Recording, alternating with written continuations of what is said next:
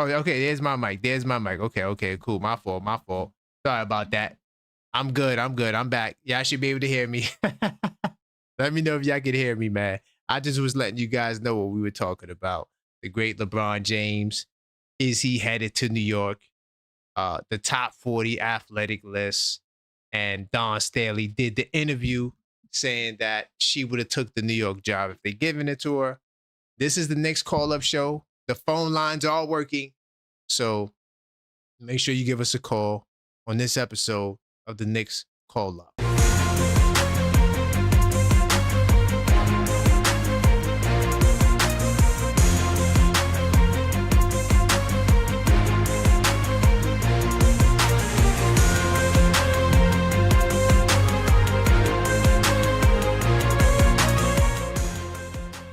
Hey, callers, what's going on? Well, prospective callers, what's going on?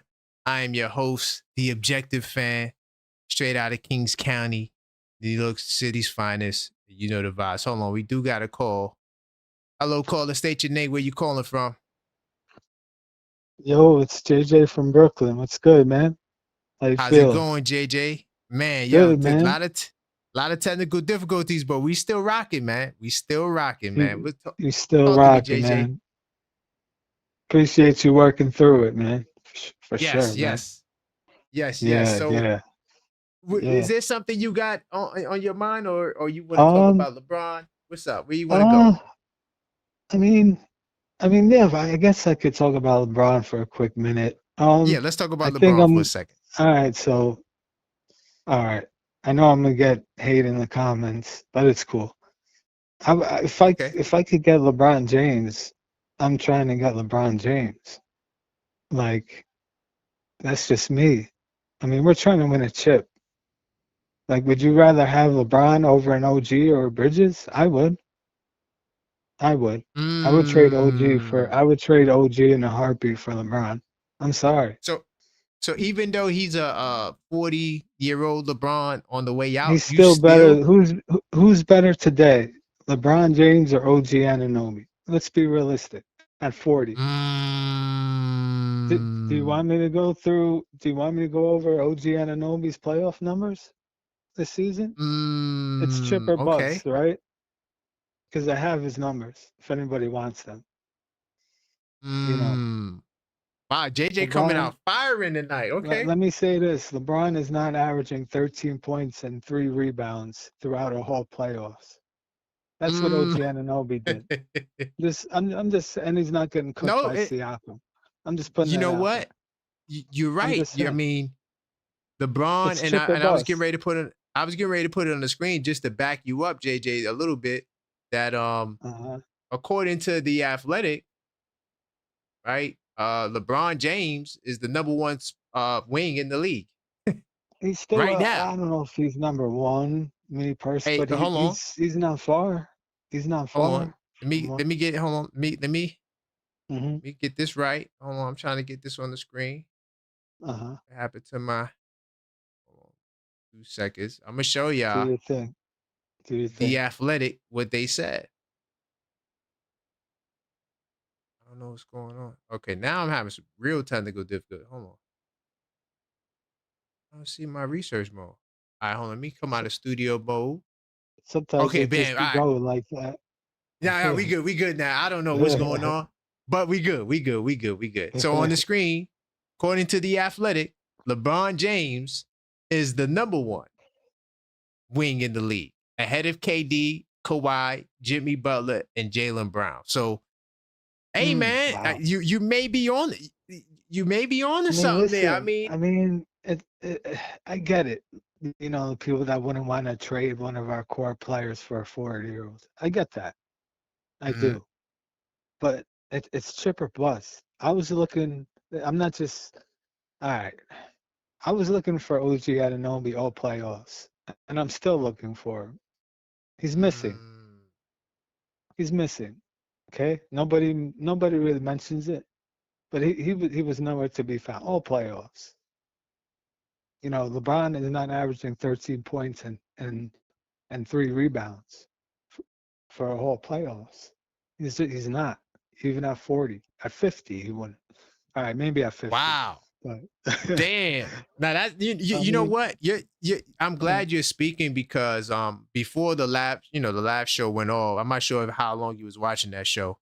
I did a poll and mhm. only only 14% of Knicks fans that voted on this poll believe that we should go trade for LeBron. So I'm assuming you probably would be one of the 14% on that Yeah, list. I'm in the 14%. I'm in the And 14%. you know what? You're saying stuff that even though I take the opposite position, I'm just trying to be the objective fan. I'm rocking with Right. you, right? Because I think there's Mhm. some value to what you're saying, and this is why Like, I'm this just show saying, concept, th- it's chip or bust. Who's better today? If you're right, picking a team and right, you're and doing a draft from scratch, right. who are you taking? LeBron James or OG Anunoby? Be honest. Mm. I But mean, you know what's is it a? I but you mean, know what though? Like people were saying, oh, this has to be some clickbait stuff when I did the title. I said no.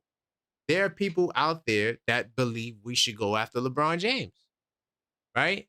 And then those people also have a right to be heard, even if they're in the minority. And you said something that's key.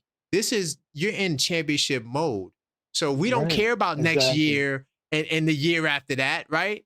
I don't care. You Yeah, if know, he helps us win a chip, I don't care if he right. never plays another game. I don't care.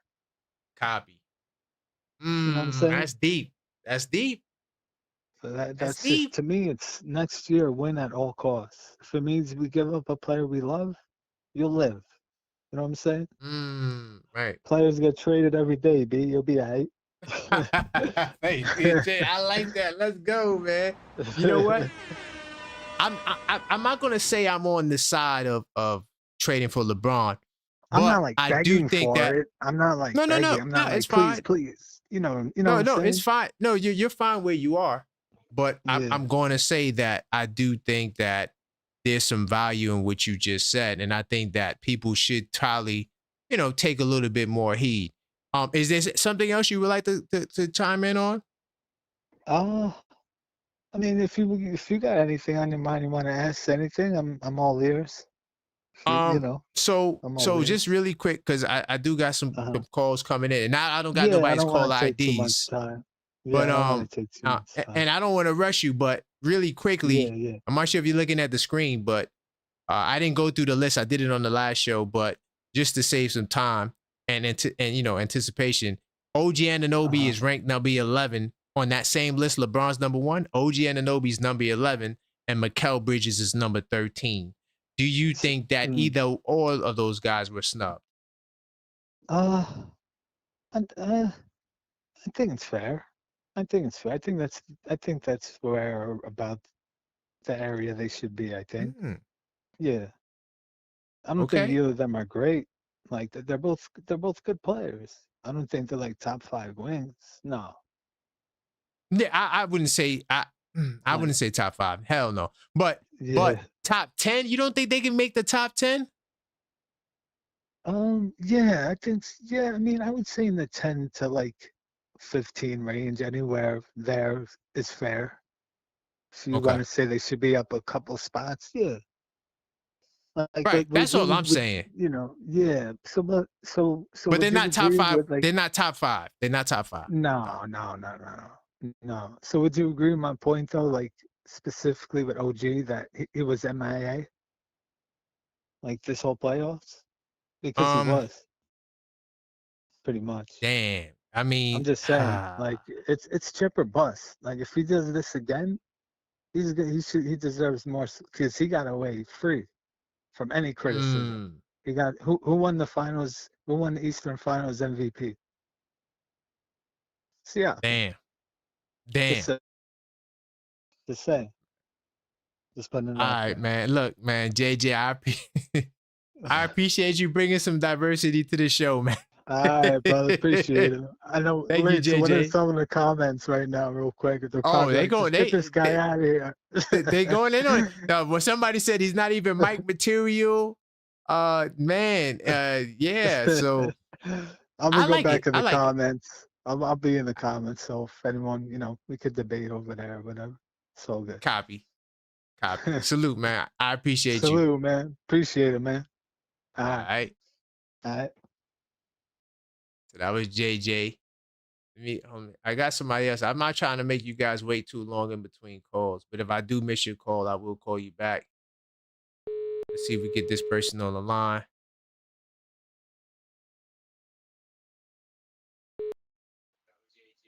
Hello, caller. State your name. Where you calling from? This is Randall 1973 from Jersey. Hey, salute to Randall, man. I think this is your first time calling. Yeah, it is. Nice, man. I appreciate you for calling in. So I'm pretty sure that, there's some things you might have heard on the first call, or there's something you want to talk about on the show. Do you want to address LeBron? Where do you want to go? Nah, we should not. I don't want LeBron coming to New York. Okay. I don't Me either. want him here. I'm with I you. don't want him coming to New York. No. I'm with you. But what if? All right. LeBron is looking to go somewhere we could be the first option. Damn, that's crazy. Well, yeah, I mean, there are places I guess he can go. I think if he went to Cleveland, he'll probably be the first option. Because Donovan Mitchell, he's trying to be more team oriented. So I could see LeBron being the first option in Cleveland.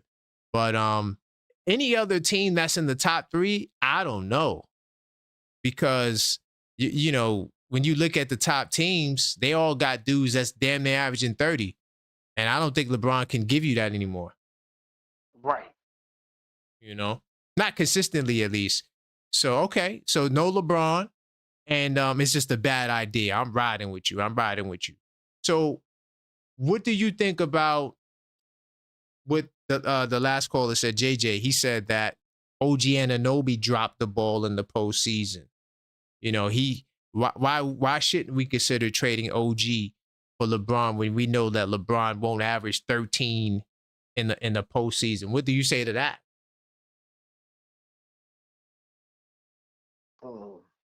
Well, the thing is, though, how much? Okay, LeBron. Wait a minute. LeBron signed a 1-year deal for the season, right? $50 million, right? $53 million. Now, if you look at what OG make, we would have to trade OG and then someone else. Right, yep. So who would it be? Josh Hart? Or a lot of the young pieces we got that total up the difference?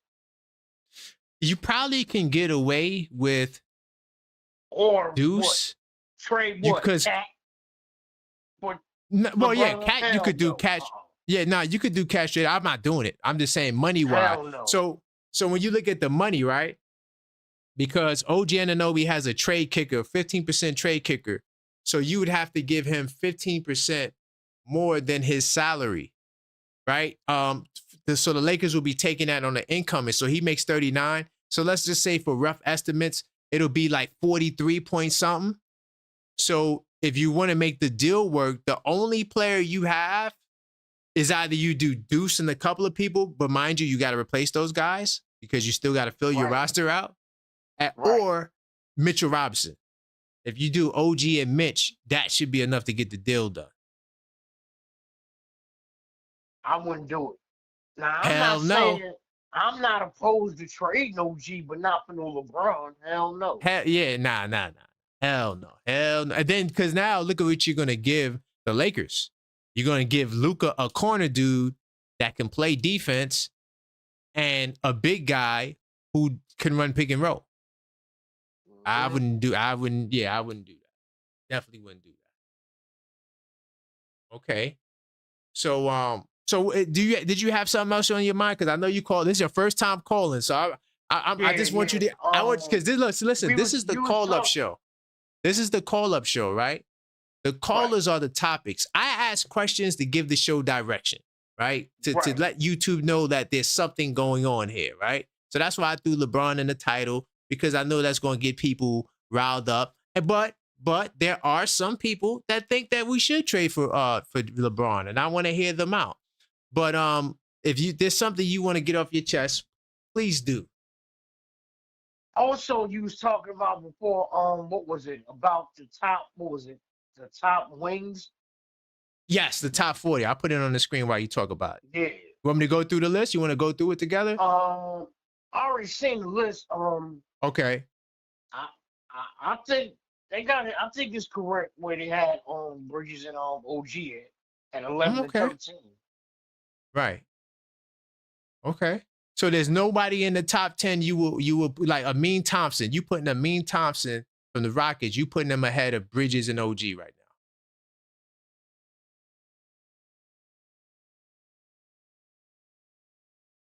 I now. Did I lose you? mean, Oh, you was Amin thinking, okay. Thompson, I mean, he's good, no. I mean, I think he's better than both of them defensively, and he attacks the basket better. But I mean, Better they than might both be of them better defensively? outside, though. Because he made defensive team, right? He made defensive team this past year. I think he did, yeah. Yeah, so I think that's probably what put him ahead of them, the fact that he was a defensive team. If you want to say he guards the point of attack, like point guards better, okay, I give you that. But over, like OG Anunoby is a hell of a defender, man. Yeah. He's a hell of, like, I'm somebody, I love to play defense. That's like my side of the ball, right? That's one thing that I know I could be 1 for 10, but I'm getting steals, I'm getting stops, right? I take pride in defense. He's a dude that literally, like, he pretty much does everything right on defense. Like you rarely see him not contest the shot with his hands up, right? He just does everything, like fundamentals. Okay, because he made the defensive team, I give you that. So you'll put Amin Thompson ahead of him. So what about Scotty Barnes? Scotty? Would you put him ahead of Mikal and OG?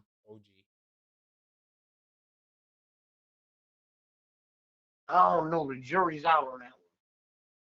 Only because you know why they give it to him, and I let him live, because I'm trying to be objective about it, not just a super fanboy. He did make the All-Star team. He did make the All-Star team. So I think part of that, like, factors in, like, Amin Thompson defensive team, Barnes All-Star team, right? DeRozan's made All-Star teams in the past. So yeah, I think that's what kind of factor these guys in the top 10.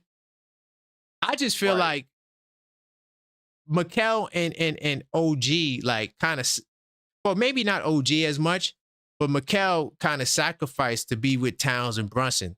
So he doesn't have the 20 plus points a game. And you know, I feel like he's out of position defensively. That's why his defense didn't look as great.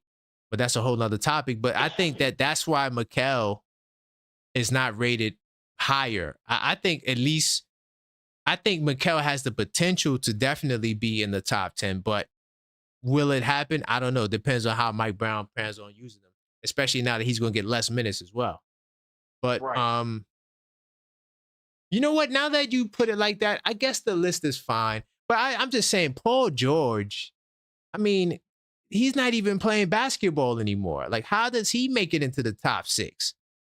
You know, like, I don't know. I think Paul George got there on his resume, on past history. Right, his career. Yeah, career. Yeah. He'd be top 5. If we talk about career, he's top 5, 100%. But right now, you taking Paul George over OG or Mikal? Hell no. No. You know, like, I think that should factor in.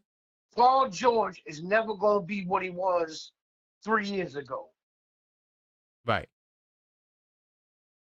Facts. He's never going to be what he was 3 years ago. No, you're right. He done reached his ceiling already. So it's hard to argue. It's hard to argue against that. Definitely hard to argue against that. I mean, I get the list. I get it. I get what they're thinking when they put together the list. I'm just like, at least one of them should be in the top 10. I get it. Okay. You don't want to put them in the top 10 because they don't have what those other 10 guys have. whether it be all-stars or whether it be defensive teams. But I don't know. I just think that right now, if you take, those guys over Paul George, then OG automatically falls into the top 10. But yeah, man. Anything else you want to get on? I mean, I think you pretty much hit it on the nail. I think you convinced me that the standings is okay. And maybe I was tripping because I'm just like, damn, they can't even make top 10. And maybe I was a little premature with it. But I don't know. The next thing I want to talk about was about Giannis.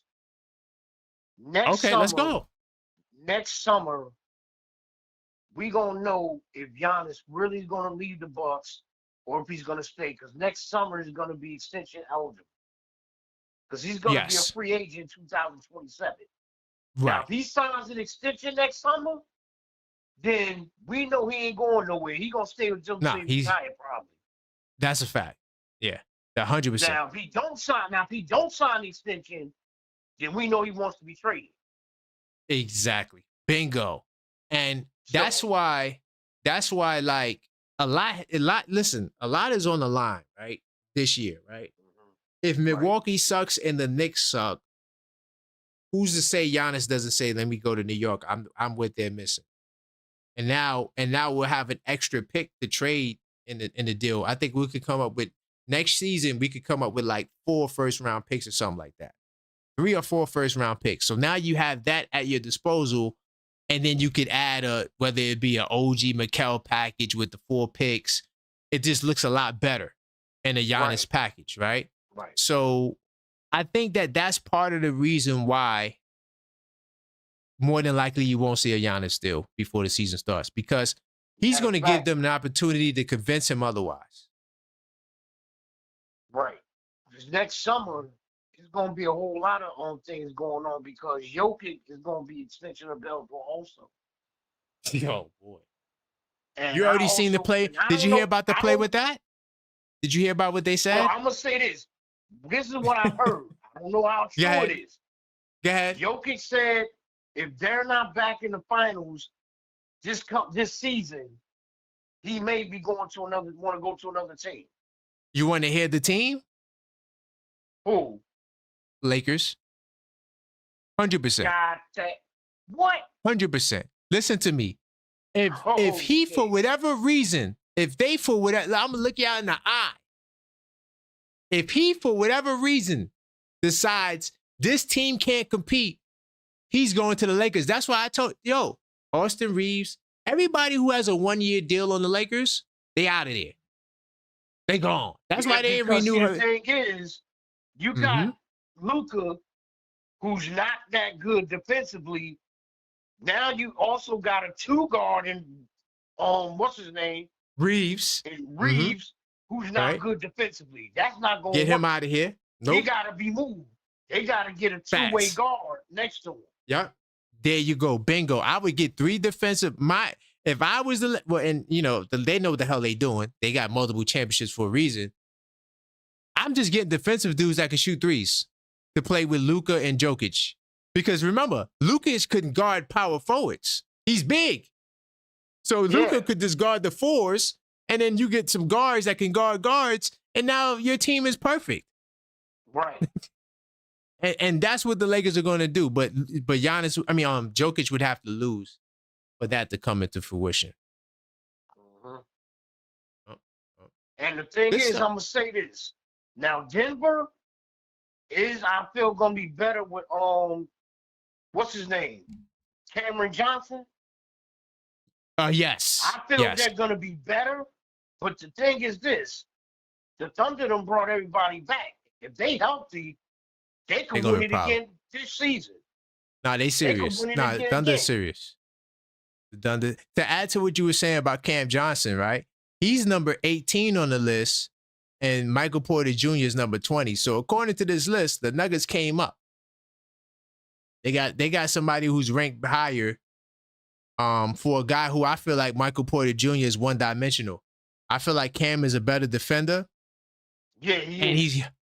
He's better at moving without the ball. Like, he's going to be a big target for Jokic. Big target for Jokic. So, yeah, Denver's going to be a problem. Yeah, they're going to be a problem. Their front court just got better defensively. Hell yeah. Hell yeah. Oh, facts, man. But I'll let you get your final thoughts, man. One more thing I get it out, brother. Talk about. Now, I've mentioned this in the chat about a month ago. I don't know how true this is, but there's more talk. I'm starting to hear of it now. I don't know if you heard of this, but I've been hearing about Deuce being traded to the Kings for Keon Ellis. I never heard that. Not to say it's not true. I just never heard that rumor from.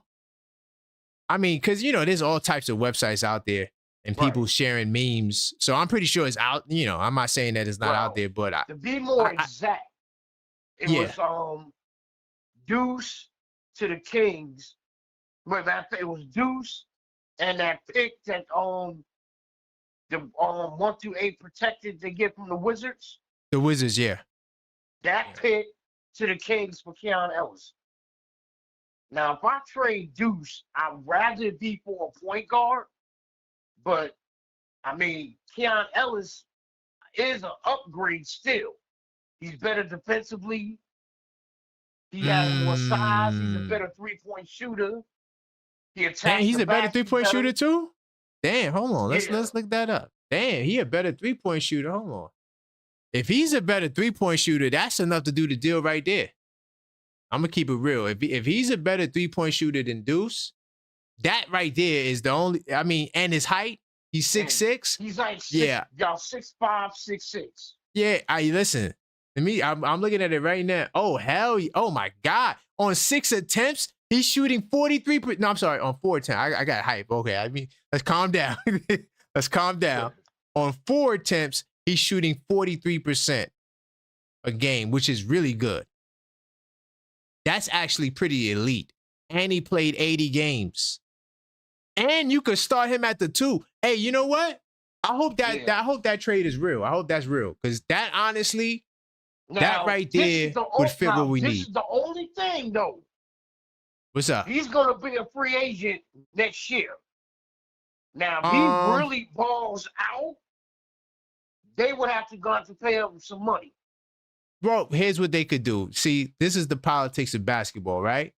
You see what's happening with your boy, the Cam Thomas in the Nets? Yeah. That's what happened with Keon Ellis. We give him a qualifying offer, dude. Look, man, you balled out, but we don't want to let you go, but we just gonna offer you this little qualifying. Hey, if you can get somebody to pay you some bread, we'll match it.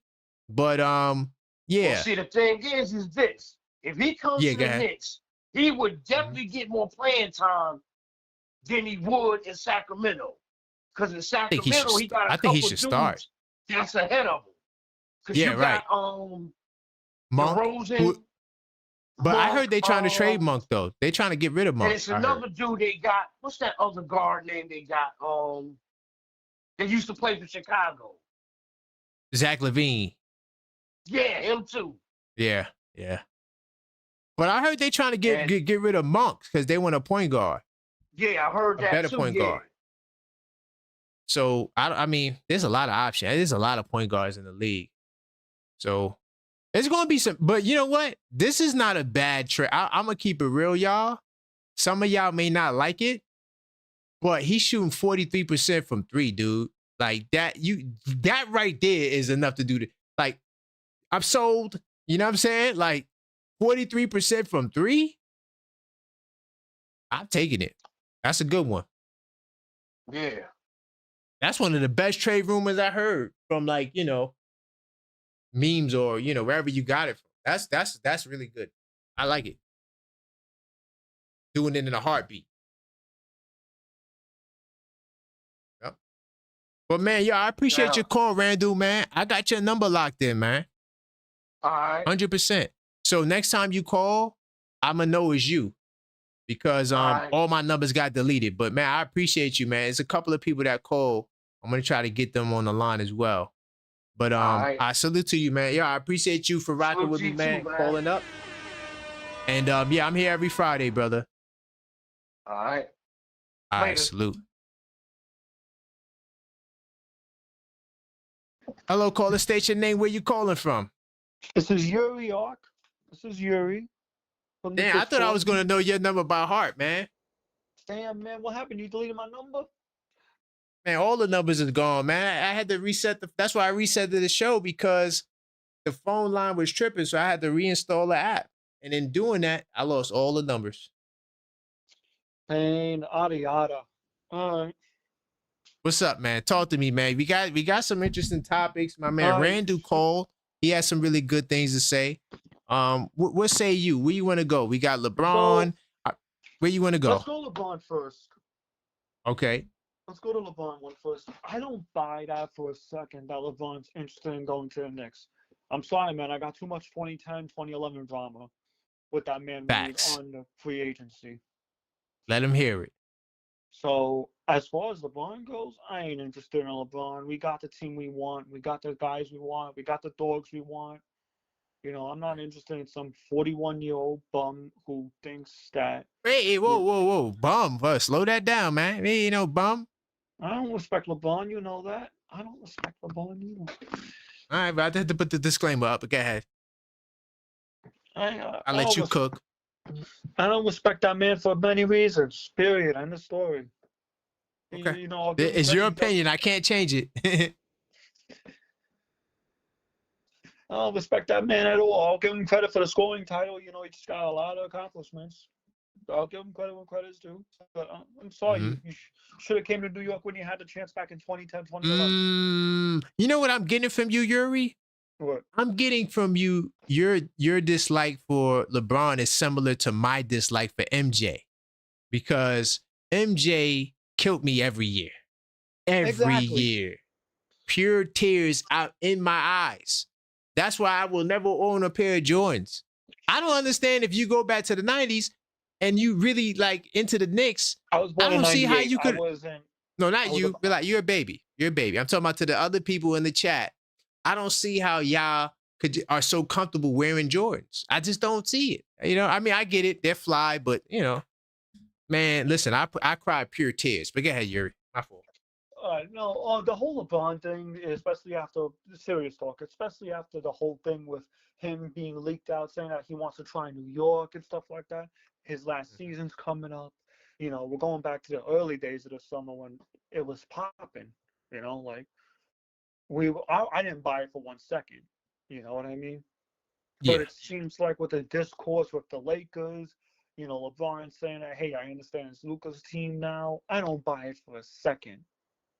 Do not buy that for a second. Right. I think LeBron is pissed that this is Luka's team now.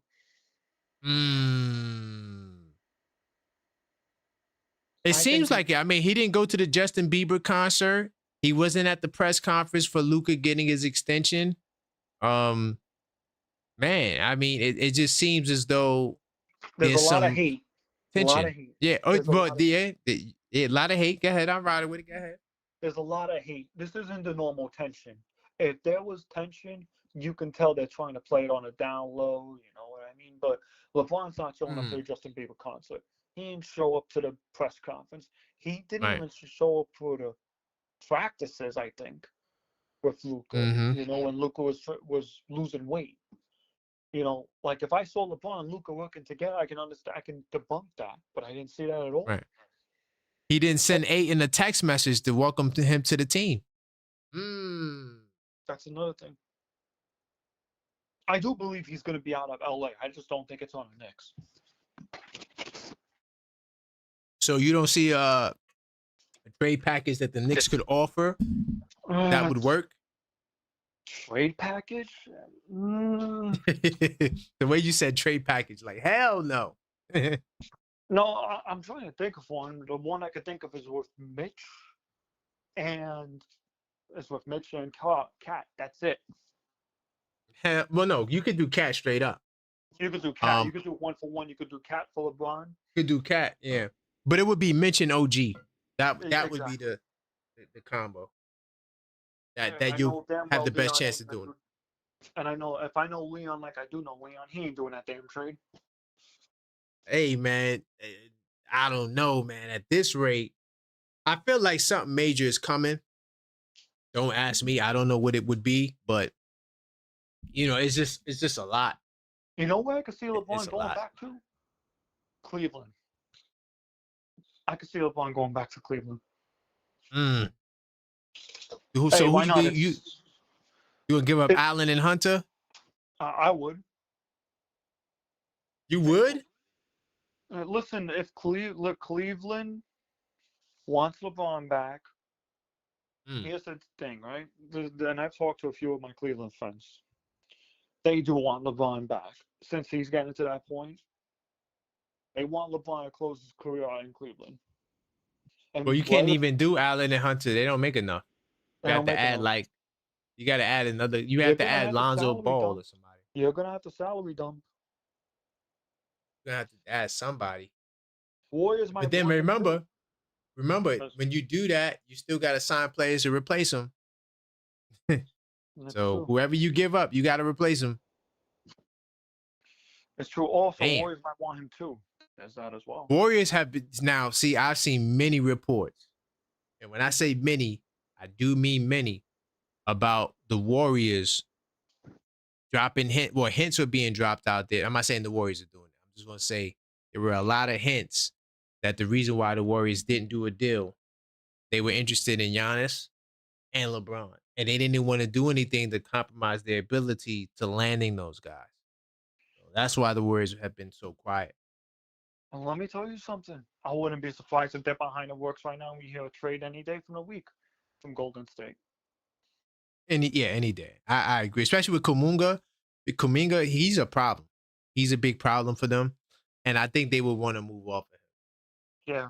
Next topic. The coach, Don Staley. Don Staley, yep. Don Staley. Let's get that off the topic with. Legend, get it right. Legend.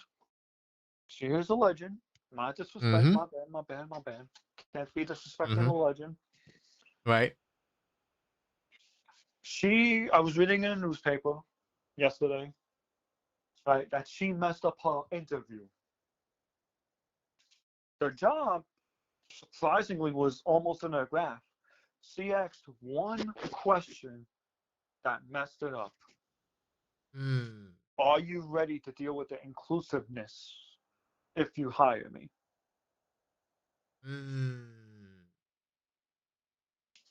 So it could have been possible that this legend might have been our head coach.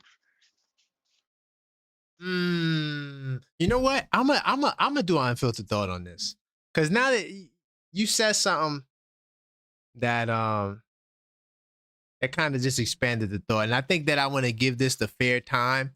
So I think I'm gonna do an unfiltered thought on the Don Staley, because there's something else too. I call it the Eddie effect. You probably don't know what the hell that is, but those guys in the chat, they know exactly what I'm talking about. The Eddie effect. Hint, hint. It was a movie. Anyway, but I do know it was a movie. Right, but that's interesting stuff. Do you think that she would have got a fair shake? I don't think she would have gotten a fair shake, but the Knicks didn't want that drama. It looked like. Hell no, because look, especially with a contending team. What, a contending team that you got? A contending team, right? She would have to go to like Indianapolis or Minneapolis. She would have to go somewhere. Notice I ain't saying the I'm saying the Indianapolis and the Minneapolis to like show how small it was. But yeah, she would have to go to like Memphis, like Tennessee or something like that. It wouldn't work in New York, because also remember the players just got this man fired. Say what y'all want, man. Them players start woofing. She ain't gonna make it the whole year.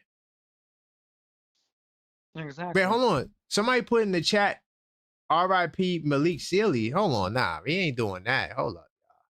We ain't doing that tonight.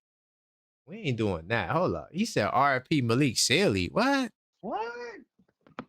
Hold up. We got to put that in the Googles, man. There's no way. What? Yeah, somebody No. put that in the chat.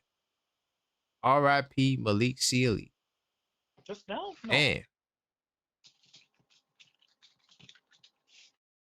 Yo, why is my Google not Googling? Oh, Malik Sealy. Okay. It's Well, true? yeah, no. Malik Sealy was Eddie Malik Sealy. Hold You up. talk, Coach Bear, what are you talking about? Right, with Malik Sealy Sealy, died he's talking 25 about. years ago. Oh, okay. Yeah. Oh, yeah, okay. Oh, okay. Don't forget Right, me like Malik that. Sealy. Yeah, oh, yo, you know how, yeah, I'm not even going to say who I thought he was talking about. And me I'm not neither. even going to That's say, right. no, hold on. No, we got to give him the due diligence. I got why he said Malik Sealy, because there's somebody else in the movie, right? Because the Eddie effect, he's talking about, he was one of the main characters in that movie. That's why he said R.I.P. Malik Sealy. I get the connection now. But there's somebody else in that movie who I thought about. That's crazy. I didn't get no sleep, so I'm a little off tonight. My bad. But yeah, Malik Sealy. Okay. I thought he was talking about somebody else. Got it. I'm pretty sure you don't know who Malik Sealy was, right? No, I do know. I did my research. Oh, very Oh, you tragic. did? Okay. Very Right. Yeah, he was talented player.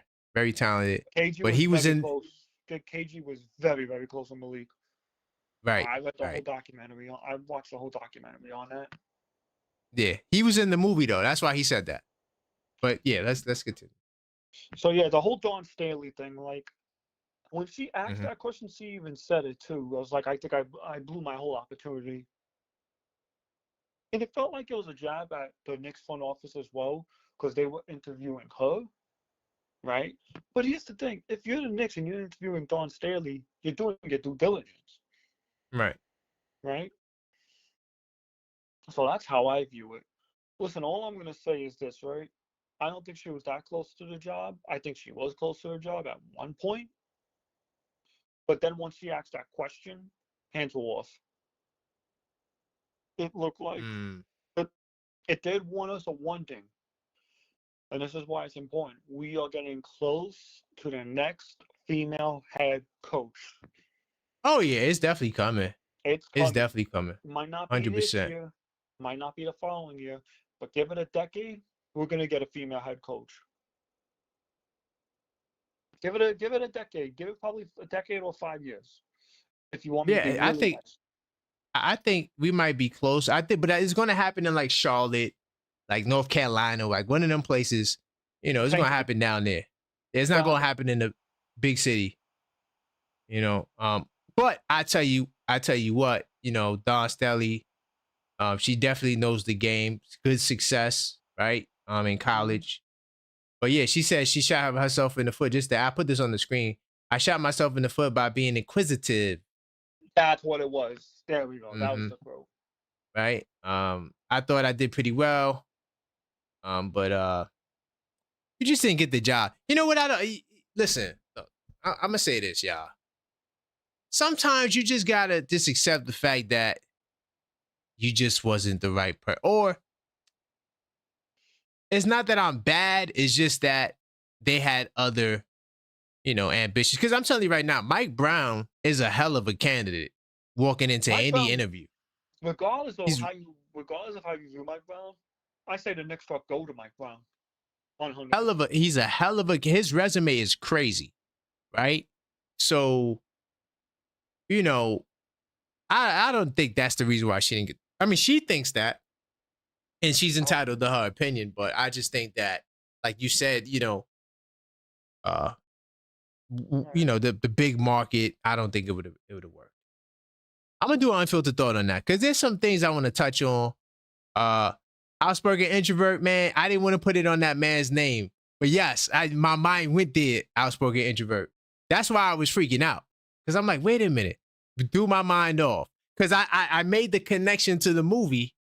So I'm thinking about the wrong character. Outspoken introvert. Sorry, I just had one team I would want Dawn to coach. It would be the Sixers. She's from Philly. Sixers. She's from Philly, hometown, homebrewed. should be a good fit in Philly. Not with Embiid in them. Like if you get rid of Embiid and George, okay. Fine. But if Embiid and George is there, it ain't gonna work. 100%. They gonna walk all over. Like Embiid is not doing. Embiid ain't gonna want to practice. I mean, it's gonna be hard. Like you have to be one hell of a coach to work through that. She's just like Mike Brown. She's very practice heavy. Very practice heavy. Damn, they violent. Man, my man FS Wisdom, she can coach the wheelchair Knicks. You gotta stop. You gotta chill. You gotta stop. I'm sorry. Yeah, I'm sorry, Yuri. I just see the other members putting stuff in there. I'm like, what's going on? No, you're good. Next topic. Yeah, next topic. Tyronn Lue commented about the. Oh, you want to talk about Tyronn Lue? Okay, go ahead. He said, and I put it in a Discord server. He said, and I quote, "Then hell no. The city was on fire. The fans were on fire. The players did a hell of a job, and Tibbs did a hell of a job.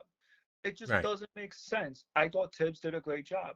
Everywhere he's been, he wins. Minnesota, Knicks, it's just crazy. Now, it seems like to me, whenever a coach gets fired, the coaches union sticks up for that coach. Right. Because there was a union with the coaches. It seems like not everyone knows why Tibbs is truly fired.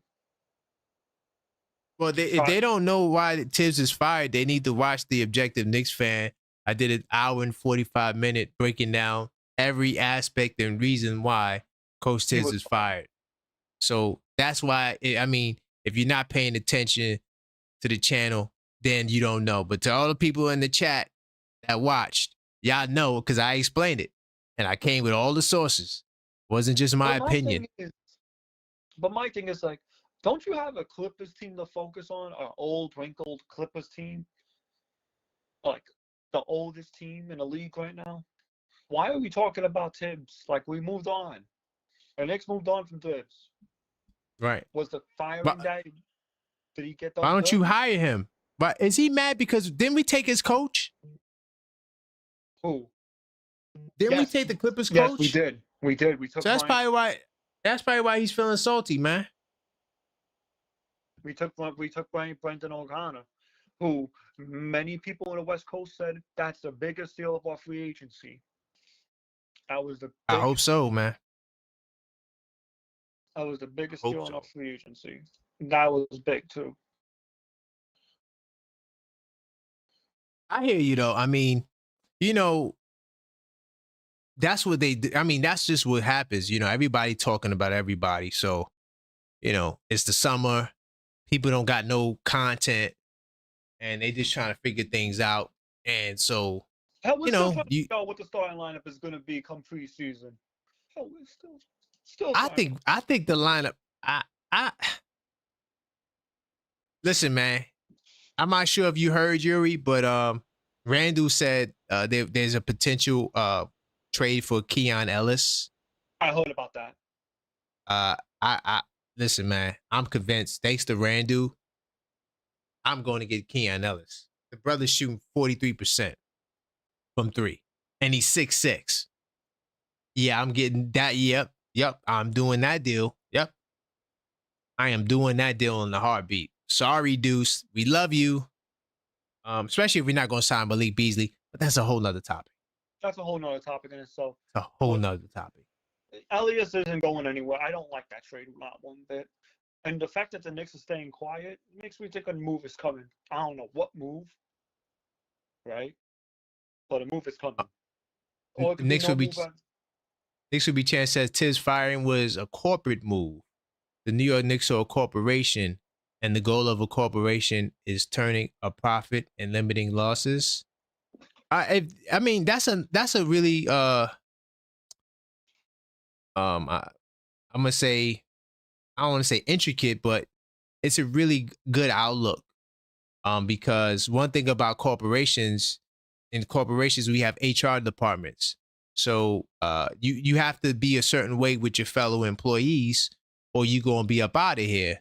So when the most valuable employees of this corporation come together and say, this guy, there's no way I could play for him, he's overplaying us, he doesn't want to listen to suggestions, then the corporate move is to let him go.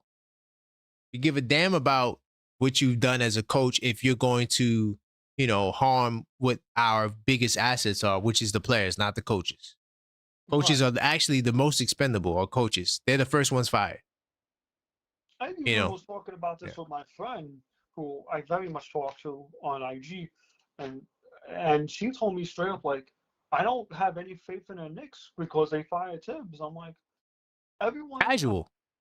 Like, hey, listen, good friend of mine. I just had to say it flat out. Like, come on, like, this is the most stacked team the Knicks have got in our lifetime. Am I upset about the Tibbs firing as much as the next guy? Absolutely.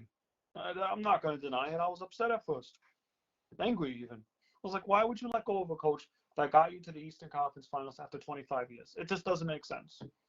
Right. But as time goes on, we hear the reports, we hear the players, dating back to 2021. You start to see the bigger picture, and you're like, oh, he had to go. And that's why I did the show, why he had to go. The cracks were there from the beginning, and they were most definitely there in 2023.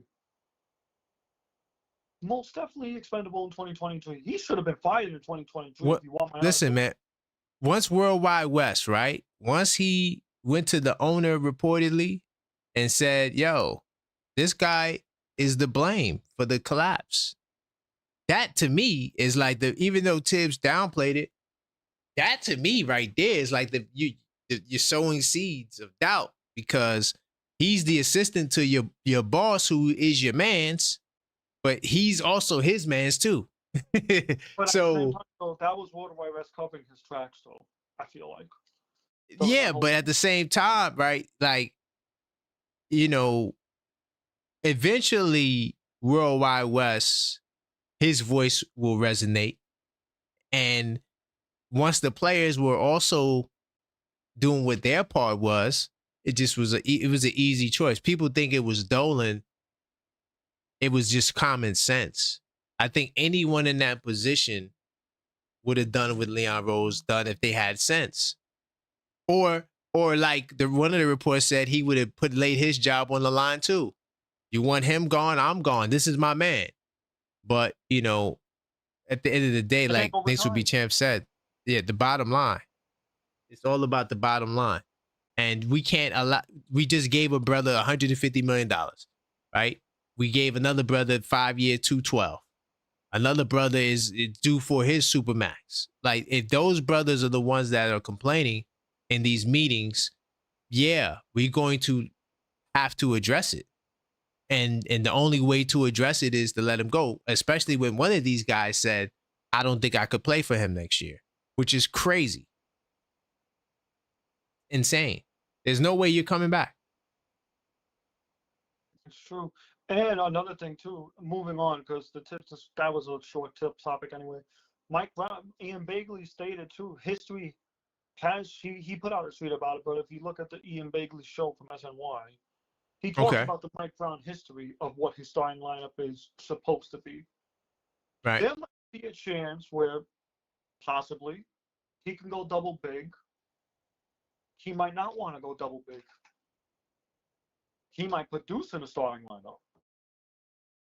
Because Mike Brown is shown. Could you tell me? Could you tell me when has Mike Brown in his career went with a double big lineup? Never. I've never seen it. I haven't seen. Listen. I don't want to say never, but I just hadn't seen it. I hadn't seen him put out a lineup with two centers in it. But I've never seen Mike Brown go double big. I mean, if y'all want to have fun, I mean, we could just go to Basketball Reference and pull it up. You know what I'm saying? That's how I get down. I don't just get on the mic, y'all, and freestyle. So, like, if you listen to the show, this is your first time here, hit that subscribe button, hit that like button so more people can see the video. And if you are a subscriber, consider joining the channel. Let's pull it up. Especially with Yabusele being really... Oh, man. I've seen some good things from Yabusele, too, by the way. Being really good right now in France. I see some good things from him. And he's got that dog in him saying, you gotta guard me. to Giannis, you gotta guard me. You gotta guard me to Giannis. Ooh, boy, he's gonna fit good in New York. That's all I'm gonna say. He's gonna Yo, fit. I'm telling y'all right now, Yabusele is the power forward that we've been yearning for. I just don't think he'll get the opportunity to start. But I don't think he's gonna start. I think he's gonna come right what off the I'm bench. seeing from him is pretty solid stuff. So look, I'm going all the way back to the beginning, yo. I'm back in Cleveland days, right? So back in Cleveland, you had Ilgauskas. I'm going back to Junis Ilgauskas. Okay. Oh, I'm going no, all the way back there. Yeah, I'm going all the way back. Yeah, because y'all said that he gonna run a double big lineup. So Drew Gooden is a power forward, even though he's 6'10". Drew Gooden was a power forward, even coming into the league. If you want to say this is a double big lineup, okay, with LeBron, all right. I don't know, but Drew Gooden was a power forward though, especially during this time, because guys, during this time you had real power forwards. Dudes were 6'9", 6'10", big brolic dudes. But did he have 2 7-footers on the floor? I'd never seen him do it. Let's see. So you got Ilgauskas, Varejao, Drew Gooden again. Damn, look at these guys played 80 games, man.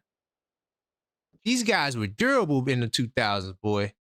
They playing 80 games. You'd be hard-pressed to see a team with 3 dudes, 4 dudes playing 80 games nowadays. Exactly. Power forward, Drew Gooden was the power forward. Ilgauskas was still there. Varejao off the bench. Oh, they had Ben Wallace, too.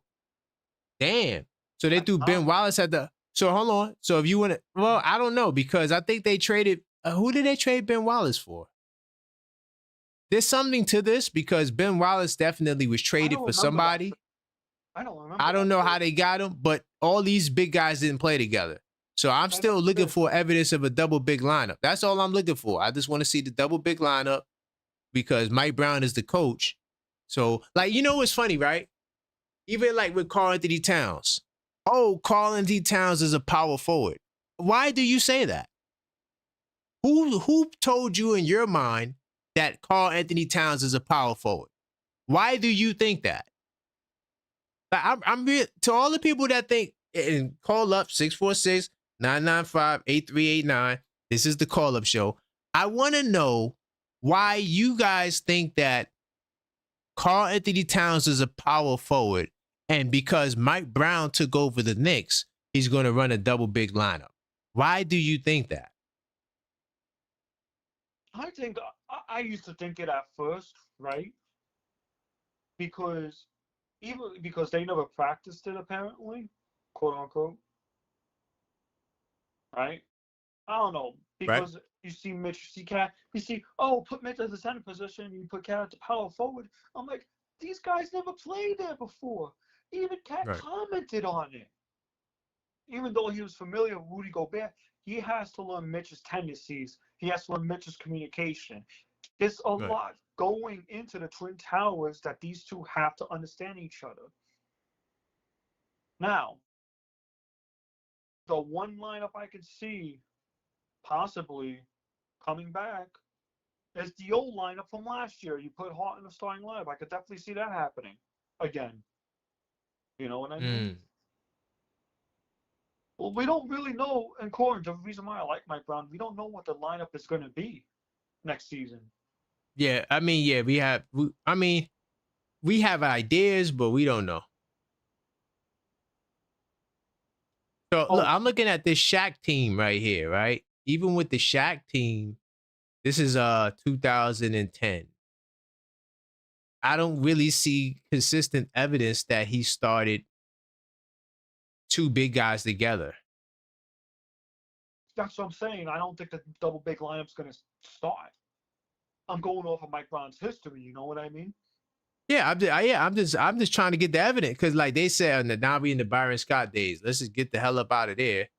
We don't want to be in the Byron Scott days. That's the dark ages, man. It led to Kyrie, but still, it led to Kyrie getting a ring a few years later. It led to them getting him, but you know, still was the dark ages, as you put it. I like that. The dark ages. You want to talk about dark ages? Try being a Knicks fan in 2010 all the way up until 2020. Right. He went to the Lakers. Right? So now we're gonna pull up LA. Right? I'm following Mike Brown in his career and why y'all think that he runs double big lineups. Kobe lineup. He never ran double big with Kobe. I'm just trying to see where he ran 2 7-footers together. Let's see. Troy Murphy, who was a power, even though he was Troy Murray was 6'11". So maybe this is where they getting the double big lineup from. I guess. But no, but Troy didn't. No, he didn't start though. Who started? Hold on. So they started. Bynum played 60 games. Wow, that's impressive because Bynum, he kind of fell off the map. In terms of like not playing that many games. Hey, hold on. How many games was this season? Oh yeah, this was okay. So this was I guess the lockout. So 66 games. So Powell, they had Powell. Look at this guy. Yo, Powell, man. If they say Kobe didn't have no help. So okay, so if they wanted Pau Gasol is a 7-footer, right? He played power forward 100%. But remember, Mike Brown, when he went to the Lakers, they were already running double big lineup. Exactly. It wasn't like Mike Brown went there and then he employed the double big lineup. So I'm because I know they're gonna say that, and they probably saying that in the chat, thinking I ain't gonna catch that. Because I was around during those days and I watched basketball, and I remember that those guys were always starting. So now looking at this jury, right? I'm thinking that he might keep the lineup the same. That's what I'm thinking. Because this is what this gives evidence for that. All right, they won a championship. They had Bynum and Gasol as the starters. Why would I go and change that? My question, I want to see what he does with the same lineup that Tibbs couldn't do. That's what I want to see. You know what I mean? I think that's what he's going to go for because, look, so, of course, this was after the great Phil Jackson. So, I mean, there's nothing you could do with that. Phil Jackson was a hell of a coach. Myself, right? Even though that lineup has problems with Mikal at the shooting guard, right? Yeah. You can change that. You can change that. Right. You could change that. No, that's a fact. You definitely could change that. You could change that. You want to know how you could change that. You want to know how you could change that? That's how you change that. Okay. This put Tyrese was giving Mikal a hard time without Mikal was getting beat off the dribble by Tyrese. Introduce into that lineup. Right. Boom. That stops that. Introduce, take out OG for the power forward, put Mikal in the small forward. Put Mikal in the small forward, put Yabu in the small forward, and put Cat in center. Boom. There's your 5-out lineup. So I'm looking at Cleveland, right? I'm looking at Cleveland really quickly, though. So when he took over Cleveland. Andrew Bennett. Oh, Lord. I never thought I would hear say I see that name. Right. Forget that name. When he took over Cleveland, Thompson, Varejao. Damn, they got Bynum too? Damn, that was crazy. That's Curry? Hold on. They had... I'm trying to think about it because guys are getting hurt, so it's kind of hard to see what lineups they started together. Tristan Thompson played 82 games. He was definitely the power forward. So when he went to Cleveland, I'm trying to see if he changed the lineup. Was Thompson starting before that? Nick 26. No, yeah. So hold on, Yuri. So he did not change the starting lineup in Cleveland.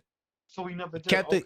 He kept it the same. I mean, he got some different players, but when Mike Brown got there, he pretty much kept the team intact. So I'm guys, based on past history, I'm thinking that Mike Brown gonna keep the same lineup. And he's gonna. Sorry. That's what I think too. Because here's the thing too, right? I think Tibbs messed that whole lineup up. Say what you want to say about that starting 5 being a net negative. That lineup had potential for the first half of the season. Up Hold until on, Yuri, I love what Knicks will be champs just said, right? And Knicks would be champs. He said, "Cat defense is so bad. Playing him at center is actually a liability." Remember, he said that, right? All right, Yeah. cool. So this is what I'm gonna do. I'm gonna go to the poll that I put up, which was like it was. I definitely was playing. It was a trap, right? I'm gonna go right to that poll, right? And I'm gonna show you.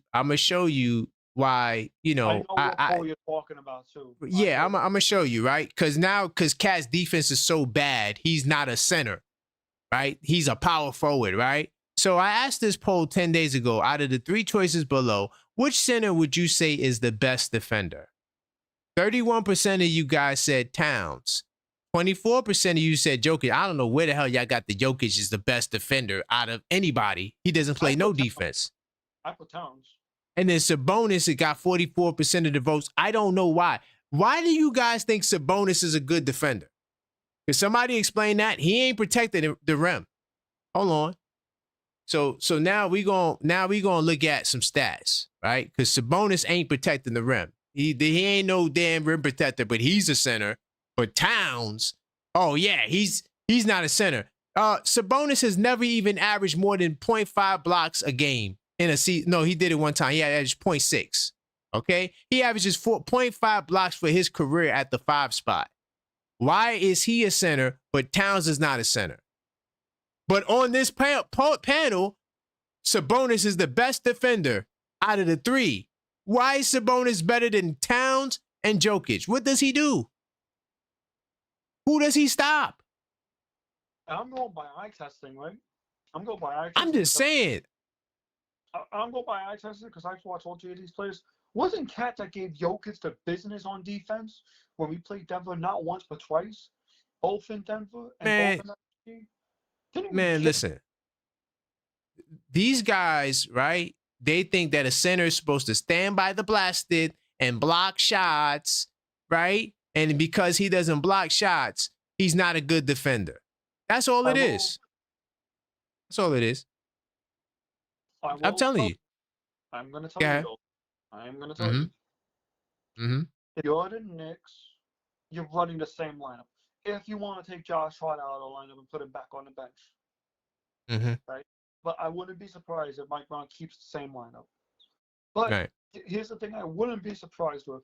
I wouldn't be surprised if Mike Brown changes the lineup for specific matchup occasions. That wouldn't surprise me. You know what I mean? By the way, Knicks would be chance. Vujacic is destroying everybody. Vujacic is a problem in the post.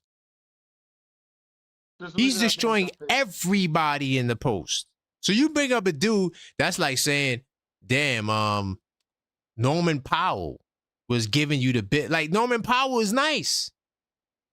Like, what are we talking about? Vucevic is nice. Vucevic is legit. Vucevic is a beast in the paint, bro. He'll give Sabonis the same work. Don't give me the defensive rating argument because Sabonis is a 114. I wonder what Towns' defensive rating was. Let's pull it up. I wonder what Towns' defensive rating was. Anyway, what was I going to say? My fault. I'm sorry, Yuri. I just, the chat going crazy.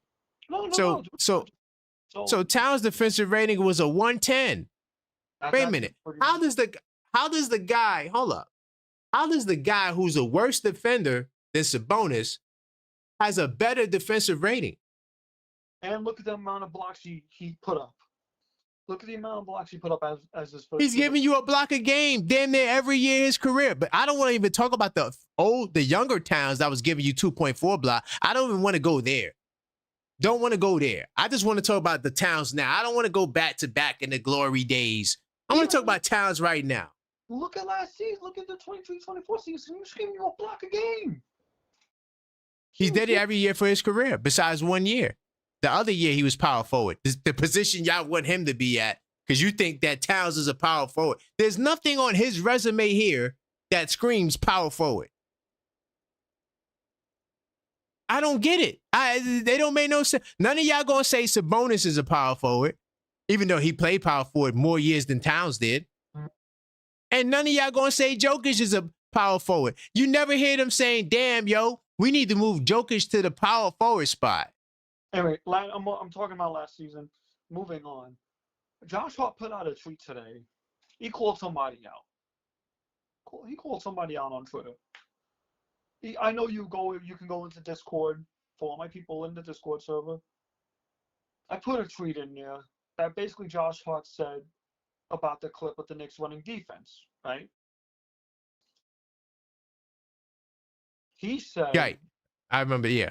Mm-hmm. What's funny about this tweet is y'all be having no idea what our defensive schemes were. Little did you know I was exactly where I was supposed to be for the scheme. Now, this tells me one thing. Every time we talk about the Knicks' defensive schemes, which was a whole topic throughout 2024-2025, these players were there right where they needed to be. This is what they practiced. This is what they learned. This is why they didn't make adjustments throughout the whole season. Right. And for whatever little practice that they even did do, right? It's not the point.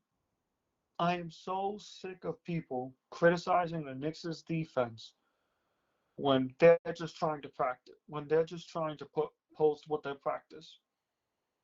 Now, should accountability be there? Absolutely. I'm not going to deny that. There was no business the defense being as bad as last year. Now that Tibbs is gone, I expect to see no more drop coverage. But I don't know. I don't know what Mike Brown's going to do, but I know that when Knicks would be Chan said the foot speed. He said that Cat lacks the quickness in moving laterally that's required skill for a center. So that skill is going to be better suited for power forward when he has to guard Tatum and Pascal Siakam. That's going to be shifting him left to right. That it's going to be better for that. I don't understand. Like, yo, Yuri, and when they try to explain it, it just sounds crazy. I'm sorry. I'm sorry. Cat is a 5. Period, y'all. I hate to break it to you. He played 5. But you said he played 5. Right, but he said he lacks the foot speed, but his foot speed is going to be better at power forward. Okay, how does that make, like, when you got to guard dudes that's on the perimeter like Jalen Johnson, dude, how he going, if his foot speed is slow, how he going to guard Jalen Johnson, who running all day, getting to the basket? And here's the Jalen Johnson's supposed to be healthy next season, quote unquote. Hey, I'm just saying, I'm just using these guys as examples. How he gonna deal with Julius Randle and John Collins? How he gonna deal with those dudes? He ain't got the foot speed. Pascal Siakam. Like, that don't make no sense, man. But yeah, no, the reason why I bring up that tweet is because I kind of feel bad for calling out Josh Hart on his defense. Oh, yeah, I'm sorry. Yeah, back to Josh Hart. Yeah. The reason why I feel bad about playing, Mm-hmm. the reason why I feel bad about talking bad about Josh Hart is that the guy's just doing what he does on defense. We can all talk about the Game 1 collapse any day of the week. I mostly blame Tibbs and schematics for putting Josh Hart in that position.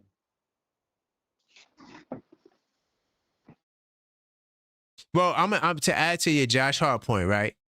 My dad, the OG Knicks fan, he said that he would just let Josh Hart guard the point guards, create a new scheme, and just let Josh Hart do it, because it wasn't in Josh Hart's programming last year for him to do it, you know? And then I added, well, let them defend the point guard by committee. Like, if they're going up against Detroit, I think OG Anunoby has to guard Cade, 100%. 100%. And then Josh Hart will shift to the 4. Right? Tobias Harris, yes, I know he has some good playoff moments, but I don't think he's about that life. So And by the way, to the dudes that's saying that Mitch will be there to help him, how is Mitch going to help him when Towns is getting cooked on the perimeter, right? And then or Mitch is in a position because now a lot of these fives are on the perimeter. So now Mitch is out on the perimeter. And now I'm gonna put Towns on the other side. I'm gonna put Mitch on the weak side. I'm gonna put Towns on the strong side. I'm gonna put him in pick and roll, right? Or I'm just gonna give Pascal Siakam the ball and let him cook. And now if Mitch comes in to help double team, now I got an open shot for a Miles Turner or whatever your team is that you're going up against. Listen, man, every time y'all try to justify Towns as a power forward, y'all don't make the arguments is just not, it's not solid. It just falls to the wayside. Like Mitch will be there to help him. Not necessarily. Not if you're going up against a team with great spacing and they're going to put your Mitchell Robinson on the island on the perimeter somewhere because a lot of these fives got to shoot threes. And then I'm taking Towns and Brunson and I'm putting them in pick and roll. If I got a team like the Magic and Towns is a 4, I'm putting them pick and roll all day. 100%. I'm putting Towns and Brunson in pick and roll 100% all day. And now both of those guys who are definitely not proficient in the pick and roll is going to work. So I'm just saying, like, it don't make it better that you put Towns at the 4. I think what would make Towns better is you put a power forward out there that's Yabusele, that could wrestle with the 5s, right? That can take pressure off of him defensively while on the offensive end not compromising his game.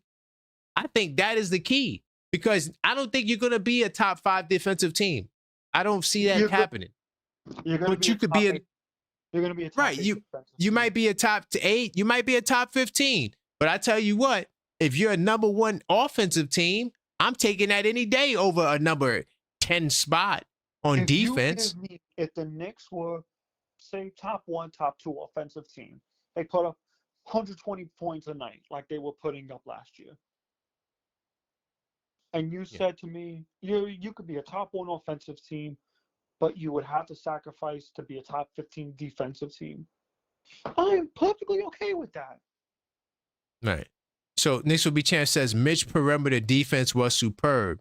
He covered up a lot of Cat's defensive limitations. First off, we only seen the double big lineup for like 40 minutes.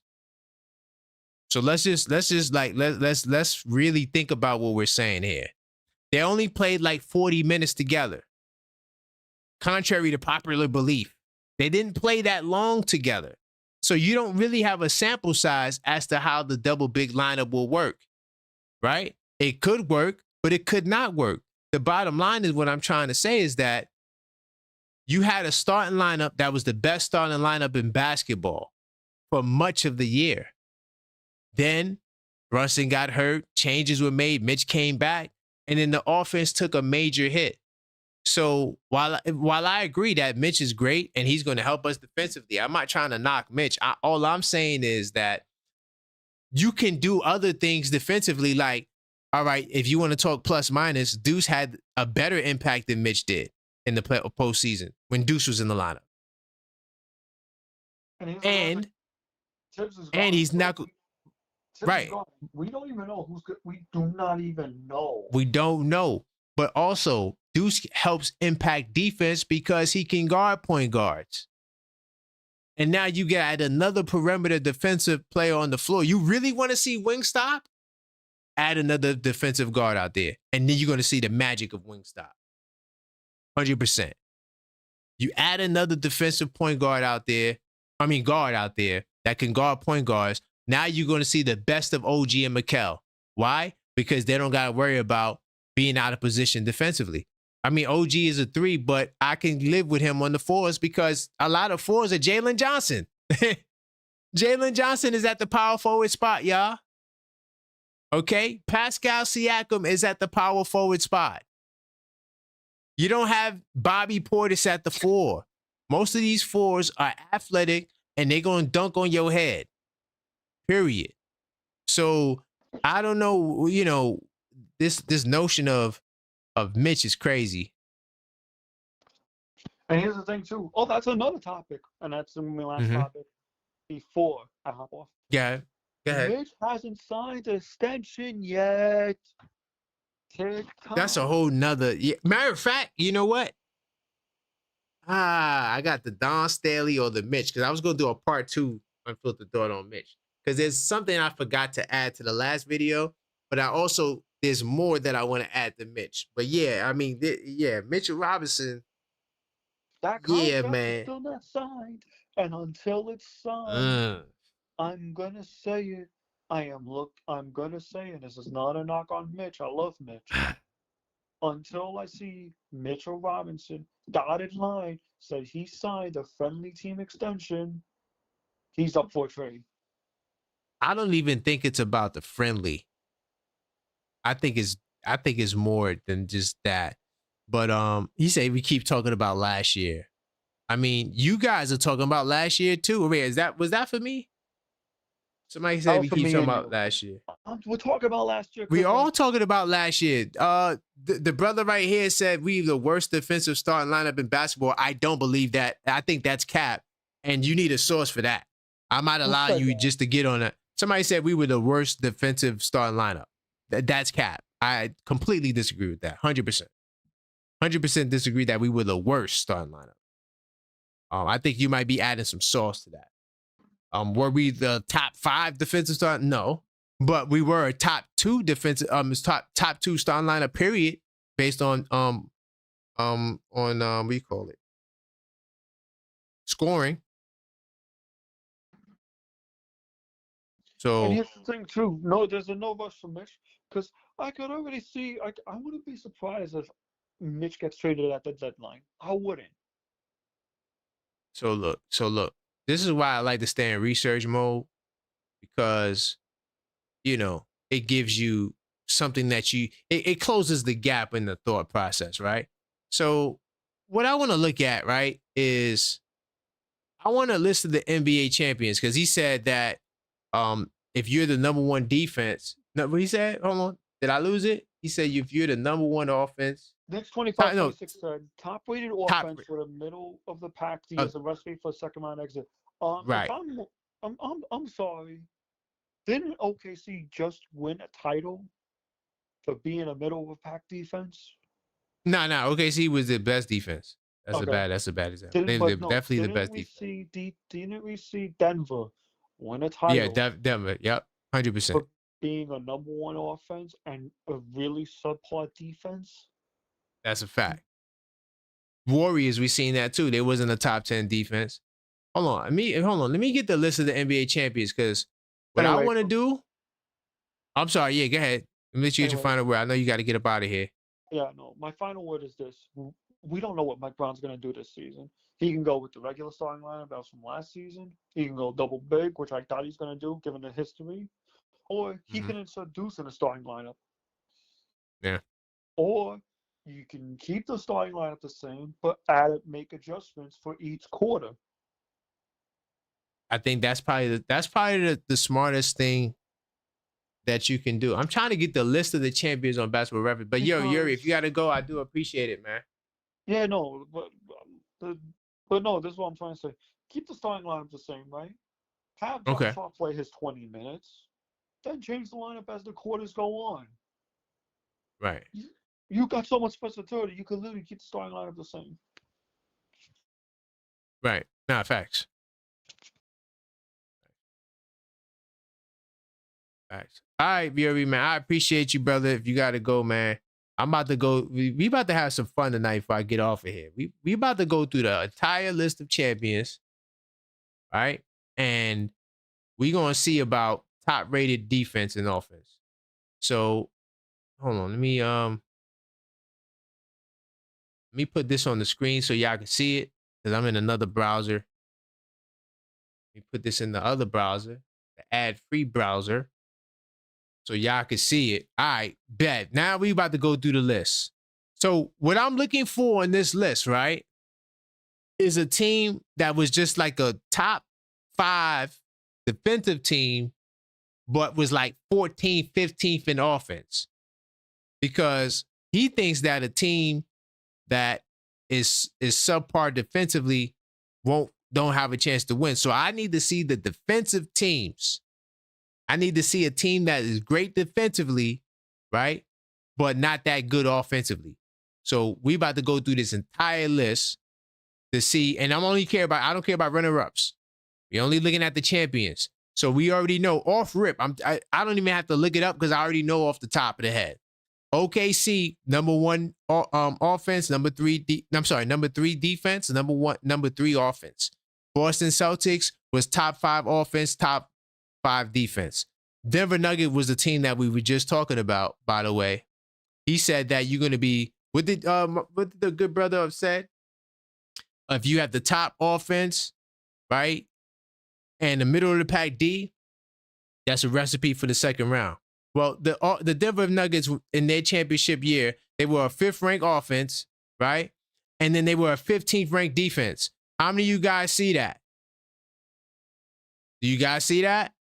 This is why I stay in research mode. So why didn't the Denver Nuggets get packed out and bumped in the second round? I know they faced Miami in the finals. Whose fault is that? Get your weight up. It's not my fault that all you guys were hurt in the finals. Bottom line is, in the playoffs rather, bottom line is the Denver Nuggets done it. What we're trying to do, what we have right now, they literally won the championship with what we did last year. Last year, we were the 5th ranked offense and we were a 14th ranked defense. They literally did what we had last year. Now, if you add to what we're doing this year, it's going to be even more of a problem, right? I'm going to continue. I'm not done. No, we're going to go through the list. I ain't playing. We're going to go through this. We're going to go through the list. Milwaukee Bucks, let's pull them up. So off rip, you got a top 10 offense, top 10 defense. So I'm not saying defense is not important, but if you got a top 10th ranked defense, that's good enough to get it done because mostly every team is top 10, right? So I'm kind of like showing you that, Mitchell Robinson, when he was in the lineup, I think we was a top 10 defense. But our offense, we were like number 22 in offense. Now, I'm not saying it's all Mitchell Robinson's fault. I'm trying to tell you that if the choice is let me sustain or improve upon my offense, while maybe I'm not as great defensively, I think that is the way you go because I can always insert Mitchell Robinson into the game if I need defense, right? Him and Deuce. I could always insert them in the game if I need that. But to start the games off, you see the value in having production offensively because that's what it takes to win a championship. So I if you want, I can go through the list. I'm just going to tell you right now, all these teams, pretty much, I'm not sure about the Pistons.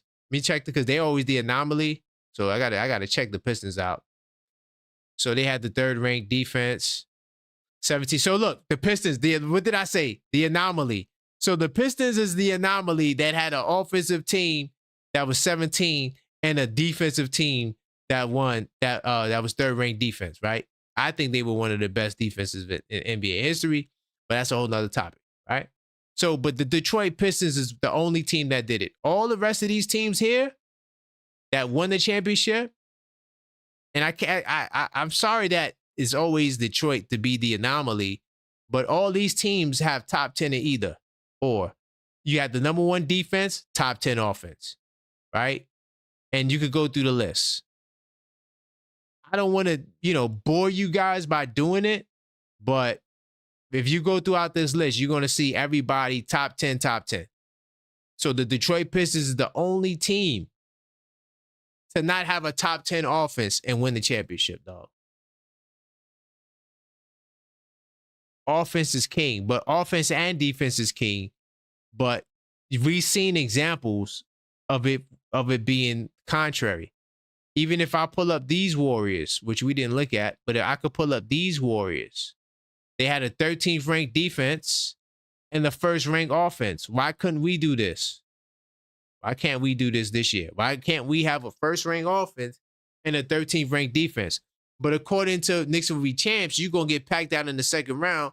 But I showed you 2 champions that done it in the last 5 years. I didn't have to go back to 1982. I didn't have to go back to 2004 to show you what that he's trying to say. No. Well, the point of the comment though, Knicks will be champs, is that you would love to have a top 10 in both, because that's really the requirement to win a championship. I'm not saying that we can't, but what I'm telling you is that Mitchell Robinson is, if you put Mitchell Robinson into the starting lineup and he's getting significant minutes, anywhere between 25 to 27 minutes, your offense will be impacted. Now, salute to my man, Coach. Because Coach was the one that proposed that you can separate them and maybe they'll only play 10 minutes together.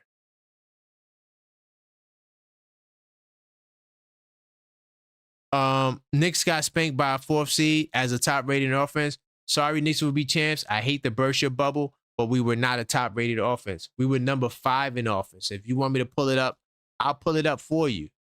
Okay? I'll pull it up for you. No problem. So when you look right here, right, we were a number 5 offense and a number 14 defense. That was what we was last season. Okay? For the record. Now, if you really want me to get even more detail, right, if you really want to go there, we could go to NBA.com, right? We could go to stats, right? And we could see what the playoffs ratings was, efficiency was, right? So let's do it in the postseason, right? So we're in the playoffs. We'll go advanced leaders. I want to see teams, right? Pull up the teams, okay? And so when you're looking at the advanced ratings, right? So in defense, we were the number 9 defense and the number 7 offense. I mean, I guess you can't really look at it the postseason because it's less. It's less games and less teams. But I like to look at this number right here. So in the postseason, right, our offense 112. In the regular season, our offense was 118. And then our defense was better, 113. And I think it was 114? Our defense was 114. So our defense is kind of the same. 113, 114 is not a big difference. But our offense took a major dip in the playoffs. A major dip in the playoffs. So, but what you need in the playoffs is what OKC has. Number 1 defense, number 5 offense, but the 114 offensive rating, that's potent right there. That's a potent offense. The 122, they only played 2 rounds. But the 114 and up, like that's usually the mark for success. So, the Knicks were defending a little bit better, but still was enough to win a championship. But I also went here to show you that we were not a top 4 offense, not in the playoffs and not in the regular season. So you got that wrong, buddy. I would love to see the Knicks as a top 4 offense in the playoffs or a top 4 offense in the regular season. Sorry, Sherman. Let me see what you guys talking about, Sherman. Jalen Brunson, OG, Josh Hart were outscored 29 points over 3, shooting 37% and 23% from 3 with more turnovers than assists, 21, replacing Towns. No, but Sherman, that's only 3 games. Only 3 games. DeMar DeRozan, Vucevic, Zach LaVine, Torrey Craig, Kobe White, not only ranked last in offense rating, but also posted the worst defensive rating in the league. Okay, cool, yeah. There you go. So the Knicks didn't have the worst defensive rating.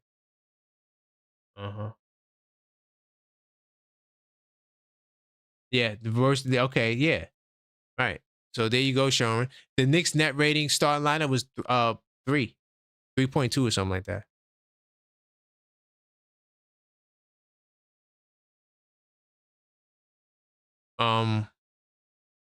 So, well, you can't say the Knicks was worse the most of the season when they didn't finish the worst. Like most of the season, like What are you talking about? And also, Sharon, where are you getting these numbers from?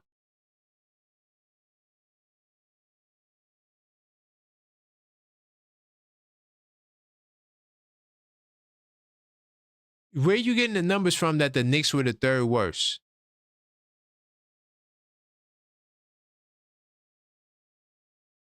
Can I show that on NBA.com?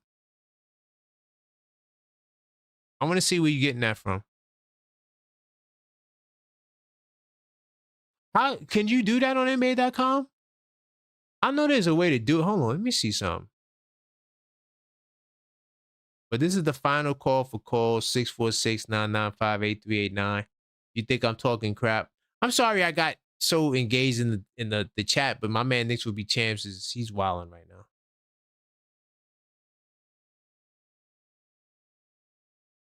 There's a way to.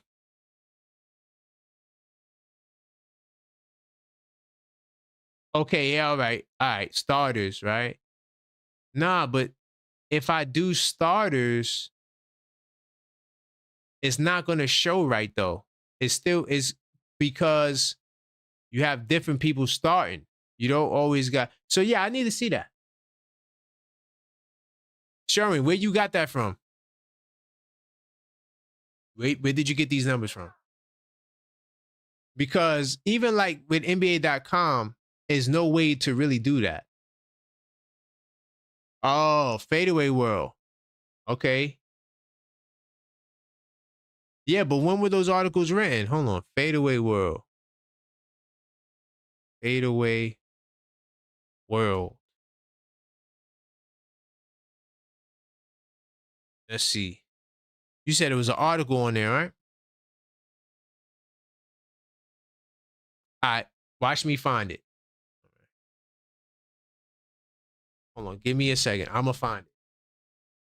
By the way, get the likes up. Hit that subscribe button if you're not subscribed. This is the Knicks Call Up Show.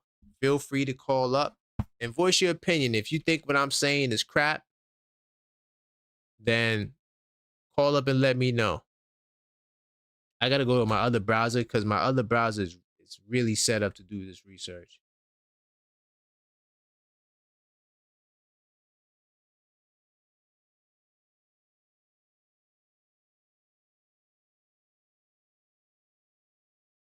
Offensively and basketball.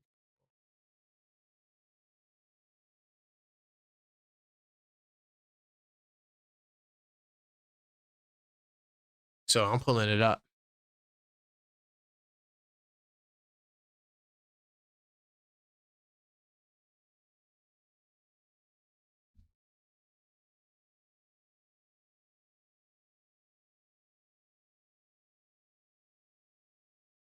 Because like when you read the article from Fadeaway World, what is the date on the article? Did it come out in 2025 or was it earlier in the season when it's easier to keep track of those stats? Because it becomes harder to know the lineup that had that was the worst defensive rating. Let me see. And by the way, so look, here's what I got right here. Hold on. Because the New York Post, right? So I got that article right here. Hold on. Let me cook, y'all. Let me cook. Like, this is like, all right. So this is why I asked you where you get it from, because sometimes you're looking at these stats and it's from a certain period of time, right? So let's see. 2-0. All right, so here's the dark statistical reality of the Knicks starters. They play the most many of any started 5 in the playoffs, but they own a minus 9.5 rating. The defensive rating is a disappointing 117, which is nearly 5 points worse than the Knicks defensive rating as a whole. Yeah, but that's just for the playoffs, bro. Like that's not a large enough sample size. I want you to show me that during the regular season that they had the worst or the third worst defensive rating. Because I see you said something on Reddit, right? You said you found something on Reddit, but what time period was it written? Like this piece right here that was in the post that you talking about, this was the playoffs. This didn't represent the entire season. Right? So we got to be careful when we put stuff out there because it's a timepiece. Now I'm gonna see if I can find the Fadeaway World article you're talking about.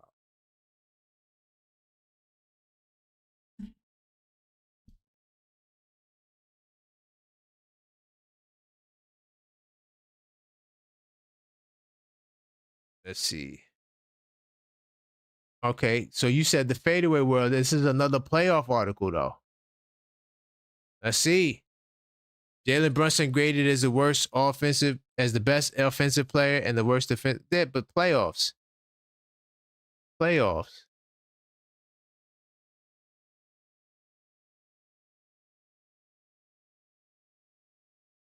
Right. The starting line has been outscored by 50 points. 2 games against Indiana. Like, but that's not. So I'm not sure if this is the Fadeaway article, Fadeaway World article you're talking about.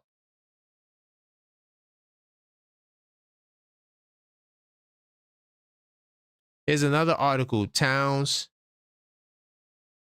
Oh, hold on. Could y'all see that? No, y'all can't see that. I'm sorry, because I'm in my other browser. I'm getting confused. So look, this is the Fadeaway World article that I think he was talking about. Right? Worst defender. Right? Brunson is the worst defender. And hold on, let me get it from my other browser. Talking about the playoffs though. And damn, I hate ads, bro. Guys, do yourself a favor. You're browsing on the PC. Only use ad-free browsing. Hold on, this is the same article.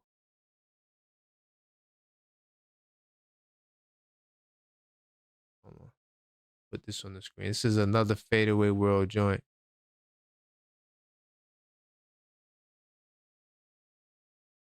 Put this on the screen. Then we get ready to shut it down. Let me okay.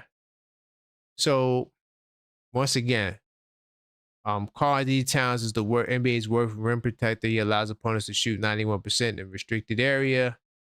Right? You know, Yuri put up something that was, oh, you know what? Okay. I can do it. Hold on. I'm gonna show y'all this is Discord server stuff. I shouldn't be showing y'all this. Y'all want to get inside the Discord server, you gotta join the channel. But just because I'm cool with y'all, I'm gonna share the Discord server stuff here. Hold on. Let me get it. I'm gonna show y'all what Yuri was talking about. All right. And this statement is like a real statement.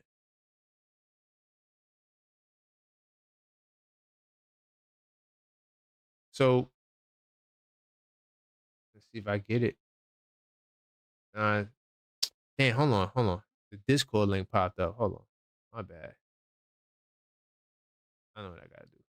I gotta actually, yeah. I gotta open the other site. Hold on. Now I'm gonna show y'all. So this is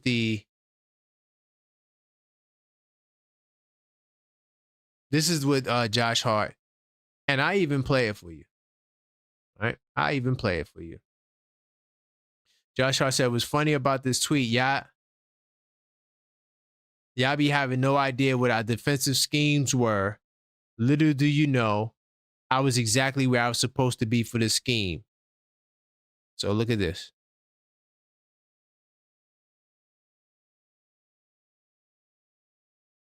See where Josh Hart is? That's where he was supposed to be. But if we didn't know that Josh Hart was supposed to be there, you would say Josh Hart is a bad defender. He let the man score. Let me back out of here. So Karl-Anthony Towns, right?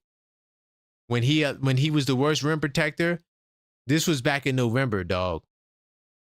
Back in November. He allowed teams to shoot 41%. Right? So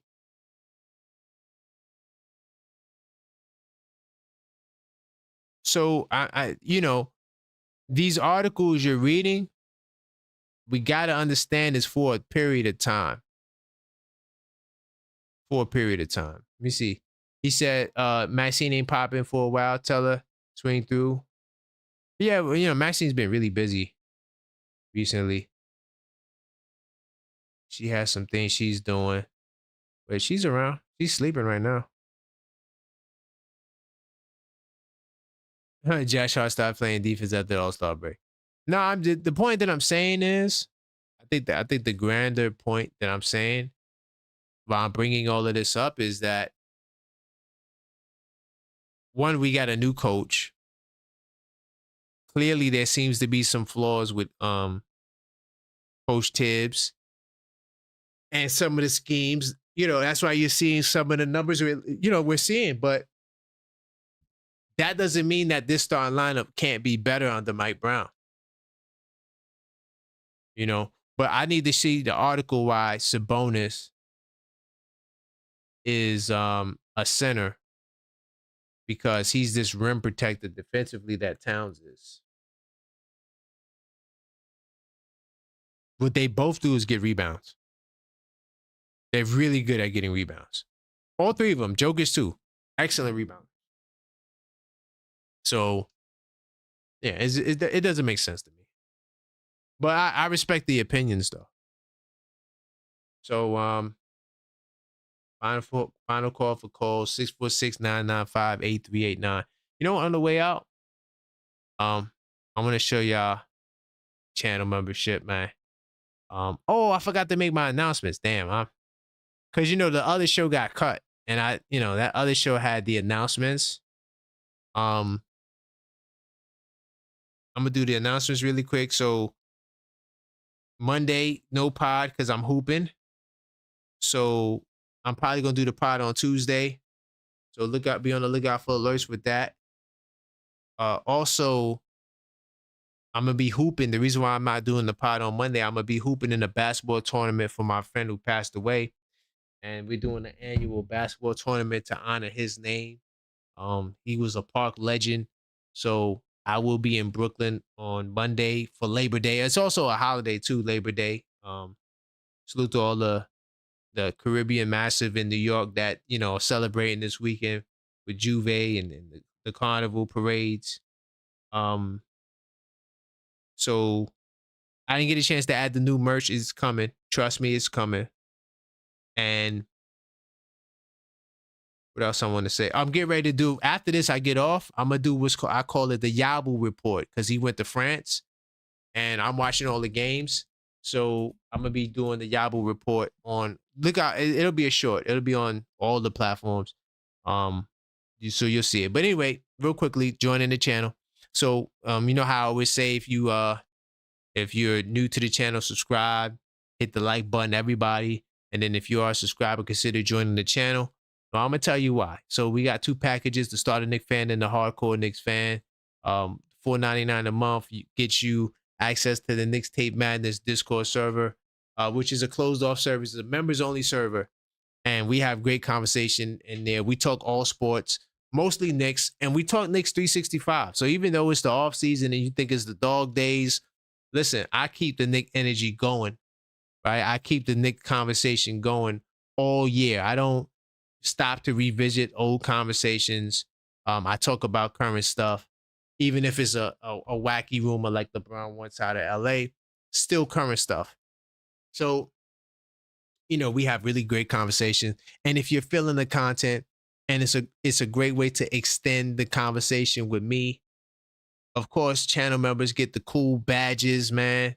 Like Beeman Boys, he got the green. He's down with the green posse. Salute to him. Who you also number one for the gamification, and he said exactly, because he's agreeing with me and he knows that I'm speaking facts, right? But the color coded badges all range in the amount of time you've been subscribed. So salute to everybody that's a member. I do appreciate you guys all. Members also get access to members only live chats. I hoop. I got this series called The Objective Fan Hoops. Monday, I will have the live stream out, and record the games. And yeah, it's just fun, extra content, to see me hoop. And it's something else that I bring to the platform. I got some more. I got a lot going on that I want to do. It's just that time is of an essence, so I gotta calm myself down. But that's the member only live chats. Members only live stream. Then the member only live chat is like when I do, the real reason why Tibbs was fired and them real deep dive kind of videos. Sometimes I get lost in the chat, like I was tonight. I definitely was lost in the chat tonight.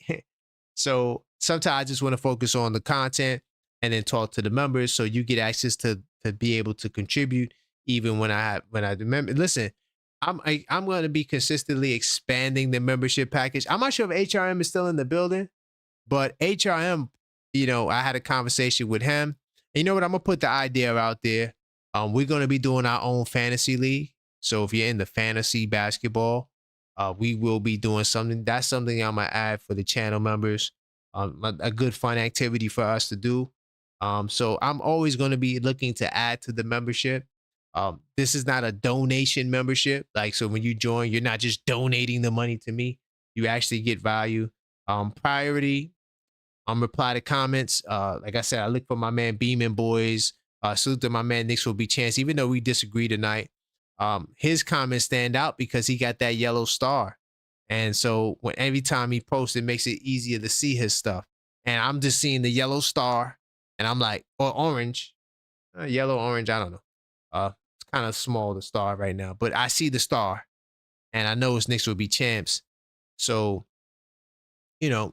he just stands out more. And even when I do, because I drop a lot of content now, I'm dropping shorts every single day. I drop surveys every single day, and then I do a live. So, there's always going to be things to comment on. So all you got to do is just, when you join the channel, I'll be able to see your reply, and you just got to just put a comment, and I'll get back to you. Like my man George Bryce, who was in the house earlier, right? FS Wisdom is a good FS Wisdom. That dude, the wisdom in his name is right, because he always keeps me on my toes. So every time I post, I'm thinking about, damn, will FS Wisdom catch me slipping? So members, of course, get shouted out, and discounts on merch. Now, hopefully you guys can see it, but this is some of the merch back here. We got the Bodega Cat. The Bodega Cat hoodies are coming out this week, so I'm coming out with the Bodega Cat hoodies. Now I'm also going to come out with a black version like this, but for the Bodega Cat. I'm also going to come out with the white, what do you call it? I'm sorry, the black Captain 11 joint with the colors, with the Captain 11 colors like this. The blue. So yeah, I'm going to have some new merch coming out, right? Yeah. But that's what you get when you join the channel, man. I just wanted to share that with you guys. I do appreciate all the members and all the people that will join. Size 9 says, save me a spot. But Size 9, if you want to get down with the fantasy basketball league, man, and hopefully you was just trolling with the drafting Tobias Harris. But if you do want to draft Tobias Harris, all you got to do is join. All the members, they will be the ones that be a part of the tournament. Because I think you got different side. I think you can have 6. I don't know. HRM I never did fantasy basketball, so I'm actually looking forward to that. It's good for me because I watch a lot of basketball, so it'll keep me engaged with what's happening across the NBA. Because I'm at a point right now where it's like covering the Knicks for me is just like, it's just super, like, I don't want to say easy. I'm gonna say I just got it down to a T where I literally eat, sleep, and bleed orange and blue. So right now I'm trying to step my NBA game up. I'm trying to really be sharp with the NBA stuff. Oh, it's 30 team Size 9? Okay. So you can have up to 30 teams in the fantasy. Okay. That's what's up. Beeman Boy says, how much of the proceed goes to Cat? Hey man, listen, man, let me tell you like this, man. This is inspiration. Okay. I don't have his name nowhere on there, right? CAT is an acronym, right? But his name is Karl Anthony Towns, so I can use CAT, right? But yeah, CAT, CAT is cool. And like Josh Hart said, look, and I'm still not gonna play with it, but Josh Hart said you could use his name. He don't care, just send him the merch. But I'm not, I don't believe in people using people's names. Right? Like Captain 11. You know what I'm saying? Like, there's no, that's my joint. You feel me? That's my copyright right there. Jalen Brunson. Would I do a Jalen Brunson shirt? No, I don't do that. The dudes, you know who do that? The people who be outside the garden. They ain't got no websites. But I feel you though, Beeman boys. And also, I said that. Yeah, members get a discount on the merch. And not just on the merch, members get a discount on everything that's coming. Cause I got some stuff coming. So, and it's gonna be an exciting season. I can't wait, man. My job is to enhance the fan experience. And that's what we do with these shows, man. You guys are up at 2:00 talking about the Knicks. You know what I'm saying? But let me do a gamification check on the way out. I want to salute some of the top people in the building. Crime's dad was in here early, but he tapped out because he works early. But number one spot, Beeman Boys. Not just saying that because he's a channel member. I'm also saying that because he's the number one spot. BS 10258. I think you're also a channel member too. He also might be a channel member. Salute to him at the number 2 spot. HRM the Great, of course, the legendary HRM the Great with the great name. Salute to him, channel member, Discord server. He's at the number 3 spot. Size 9 at the number 4 spot. What's going on, Size 9? You slow down. JJ, number 5. Salute to JJ. Thank you for calling up earlier as well. Salute to Randall also for calling up for the first time, man. Big time salute to Randall. All right. Hopefully you call up more. I do appreciate the call volume despite the mishaps we had tonight. But I was not going to let them shut me down. Salute the Hotline Bling. Of course, the great FS Wisdom, like I said earlier, always holding me down. Channel member. I also believe you're in the Discord server as well. Salute to my man, Coach, another channel member, Knicks Tape Madness Discord server. If he ever will log in, but it's cool. Coach is my man. And he's also one of the first channel mods. Outspoken Introvert. Salute to you. You said something earlier that was provocative. Let me see. Coach, Mac, Fritz in the building. I didn't even say that on the stream because the other stream got cut off. But this Wednesday is going down. I got the panel discussion. I got Fritz. I got Ron. I got my man Mello, Mike from 5 Star Knicks, all in the building. It's going to be a great show. Got the confirmation. It'll be this Wednesday at 9. So I will be dropping a thumbnail and I will be posting that link. Let's see who else is in the building. King Speech. Salute to you, King Speech. JM3, Creed, and Nick Posh. Salute to all you guys, man. That's all I got for you tonight. I'll be Monday, I'll be hooping. Be on the lookout for that. Tuesday, more than likely, will be the new podcast. The podcast episode date for this week only, because Monday is Labor Day and I got plans. And but that's all I got for you guys. And until next time, like always, let's go Knicks.